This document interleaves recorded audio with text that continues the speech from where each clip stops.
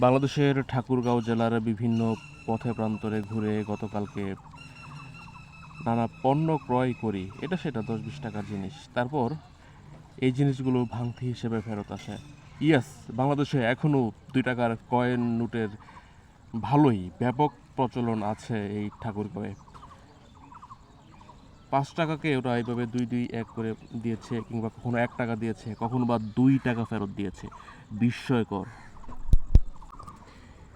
এই মুহূর্তে আমি নাজিব মাহফুজ খান বসে আছি ঠাকুরগাঁওয়ের পীরগঞ্জ রেল স্টেশনে। আর এই প্ল্যাটফর্মেই আপনাদের মাঝে এই বিষয়টা শেয়ার করলাম। দেশের অধিকাংশ জায়গাতেই 5 টাকার কয়েন বা পয়সার তেমন প্রচলন নাই, যেখানে নৌকা ঘাঁটি নাই, এরকম একটা সিচুয়েশন। আর সেখানে 5 টাকা তো আছেই, এখানে 1 টাকা কীভাবে বিনিময় দিবে, এমন দেখা গিয়েছে 1 টাকা দিতে পারছে না বলে আমাকে দাঁড় করে রেখেছে যে 1 টাকা দিচ্ছি। কিংবা এক জায়গায় হয়েছে যে পয়সা নাই, কয়েন নাই, আমি বললাম দুটো চুইংগাম দিতে, তারপর উনি আবার 1 টাকা দিয়েছে। বা এই সিচুয়েশন এখনও দেখা যাচ্ছে এখানে। আমি 19 সালে সর্বশেষ নওগাঁতে পেয়েছিলাম 2 টাকার ব্যাপক প্রচলন, এমনকি বাসেও।